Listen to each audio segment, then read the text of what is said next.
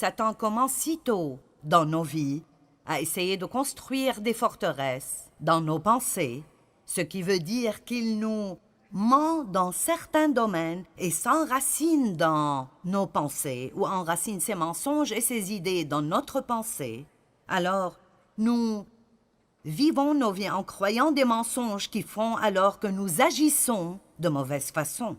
Donc, il le fait à tout le monde, et puis nous essayons de nous entendre tous, et ça devient juste vraiment une grande foire. Le seul espoir pour nous est de renouveler nos pensées par la parole de Dieu, d'apprendre à penser de la façon que Dieu veut que nous pensions, d'apprendre à dire ce que Dieu veut que nous disions pour que nous puissions être ce que Dieu veut que nous soyons, faire ce que Dieu veut que nous fassions et avoir ce que Dieu veut que nous ayons. Vous diriez peut-être, oui, je veux avoir ce que Dieu veut que j'ai. Eh bien, vous devez faire plusieurs pas en arrière et commencer là par apprendre à penser de la façon dont Dieu pense. Beaucoup de personnes sont comme moi. Pendant des années, je pensais que mes pensées ne comptaient pas. Je ne savais pas que je pouvais faire quelque chose à leur propos. Quand je me levais le matin, cette pensée venait à moi. Je suis déprimée. Et puis je vivais déprimée toute la journée. Je ne pensais pas que je pouvais dépasser cela et le refuser. Et quel jour glorieux c'était pour moi quand j'ai appris les vérités que je partage avec vous, que je n'étais en fait pas obligée de méditer sur tout ce qui me passait par la tête, que je pouvais chasser cela et choisir quelque chose d'autre qui m'aiderait à vraiment profiter de ma journée et à vivre une bonne vie. Maintenant, au début, c'est un peu difficile parce que nous ne sommes pas exercés à le faire. Nous sommes plutôt passifs et nous attendons pour voir ce qui nous passera par la tête. Mais nous apprenons que maintenant nous pouvons être agressifs et prendre le contrôle dans ce à quoi nous pensons. Éphésiens 4, 22 à 24. Nous allons regarder ceci. Débarrassez-vous de votre ancienne nature. Dépouillez-vous par rapport à votre vie passée, celle de l'homme que vous étiez autrefois, et qui se corrompait en suivant ces désirs trompeurs qui proviennent de votre illusion. Donc l'apôtre Paul dit aux Éphésiens de se débarrasser de l'homme ancien. Nous savons que la Bible dit que si un homme est en Christ, il est une nouvelle création. Les choses anciennes disparaissent et toutes choses deviennent nouvelles. Mais il y a une coopération que nous devons avoir pour travailler avec le Saint-Esprit, parce que bien que je sois une nouvelle création, je dois me débarrasser de cette ancienne nature. Le verset suivant dit « Et continuez », dites tous « continuez », et continuez à être renouvelés quant à votre esprit et votre intelligence. Ayez une attitude mentale et spirituelle nouvelle. Et le verset suivant « Et à vous revêtir de l'homme nouveau, la nature régénérée, créée conformément à la pensée de Dieu, pour être juste et saint conformément à la vérité. » Donc nous voyons que nous devons nous débarrasser de l'homme ancien et de nous revêtir de l'homme nouveau, arrêter de vivre comme nous vivions avant et commencer à vivre comme Dieu veut qu'on vive. Et le lien pour arriver de l'un à l'autre est d'être constamment renouvelé dans notre esprit et notre intelligence. Là où les pensées vont, l'homme suit.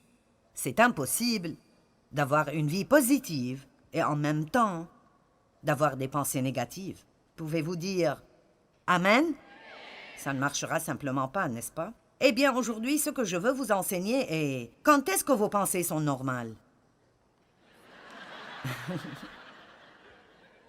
Qu'est-ce qui est vraiment normal pour un croyant?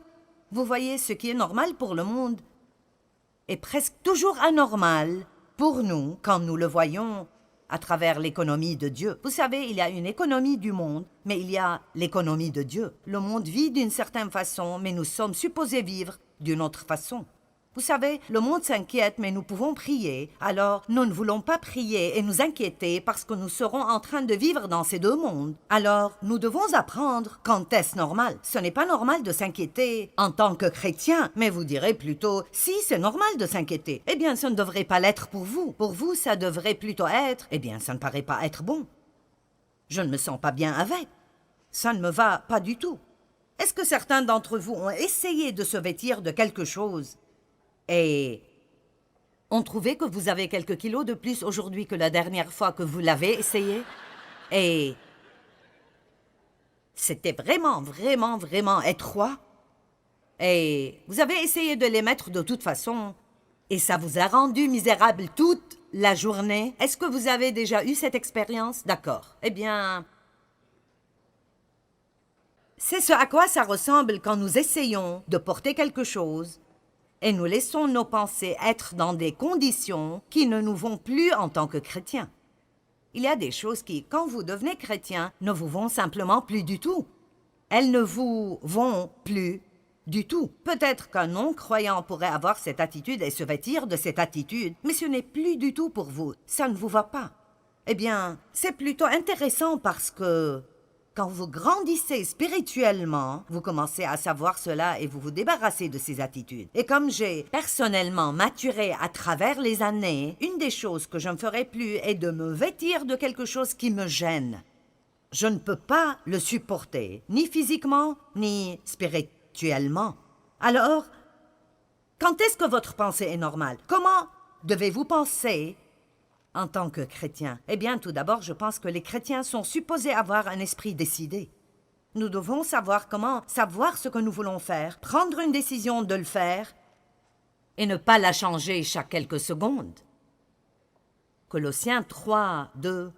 Décidez de vous attacher aux choses d'en haut et non à celles qui sont sur la terre, car vous êtes morts et votre vie est cachée avec Christ en Dieu. Décidez de vous attacher, décidez de vous attacher, décidez de vous attacher, et non pas décider et changer d'avis, décider et changer d'avis. Vous pouvez décider que vous allez faire le ménage chez vous et ne laissez rien changer ça. Quand quelqu'un appelle et dit « Allons faire du shopping », vous pouvez dire « Non, j'ai décidé, je vais faire le ménage chez moi ». Quelqu'un vous appelle et dit « Allez, je t'invite à déjeuner ». Non, j'ai fermement décidé et je vais faire le ménage aujourd'hui. La seule façon pour nous d'accomplir ce que nous voulons vraiment accomplir dans la vie, la seule façon d'être honnête avec notre être véritable et de suivre les désirs véritables de notre cœur est de tourner nos pensées dans la direction que nous désirons suivre. Où voulez-vous finir dans la vie? Concentrez-vous sur cela. Et cessez de changer d'avis à chaque fois que quelque chose arrive. C'est merveilleux la victoire que vous pouvez avoir. Si vous prenez une décision, si Dieu nous a dit de le faire, c'est qu'on peut le faire. Les gens me demandent plein de questions intéressantes, mais l'une de celles qu'on me demande est « Que penses-tu de tous les voyages que tu dois faire pour faire ce que tu fais ?» Et je dis « Je ne sais pas, je n'y pense vraiment pas. Je ne peux pas vous dire ce que je pense de cela. Ce serait dangereux pour moi de penser à ce que je ressens. Parce que si je le fais assez tôt, je ne voudrais peut-être plus le faire. Alors je n'y pense pas. Pourquoi? Parce que j'ai déjà pris la décision de faire tout ce que Dieu veut que je fasse tant que j'ai un souffle de vie. Et je ne pense pas à ce que ça me coûterait, ou je dois faire très attention si je commence à penser à combien c'est difficile, et je le fais de temps en temps si je suis vraiment fatiguée. Donc, j'ai appris certaines choses à travers les années, et l'une de ces choses est que vous devez prendre une décision et ne pas même jouer avec ceci. J'ai décidé, il y a à peu près 6 ans, que j'avais besoin de commencer à m'exercer. C'est quelque chose que je n'avais jamais fait dans ma vie. Je ne voulais pas le faire, je ne pensais pas avoir le temps, je ne voulais pas de douleur.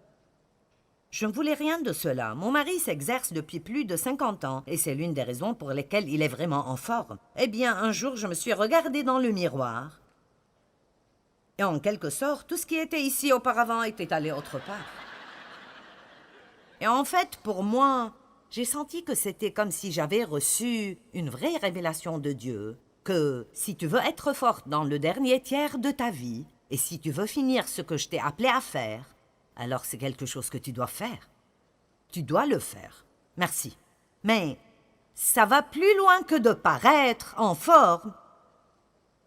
Il s'agit d'être en bonne santé. Et vous savez, nous avons toutes ces articulations parce que nous sommes supposés bouger. Nous ne sommes pas supposés vivre sur le canapé ou nous asseoir sur une chaise ou devant la télé. Nous sommes supposés bouger. Alors je vous encourage à être actifs dans la louange parce que pour certains d'entre vous, c'est tout le mouvement que vous faites.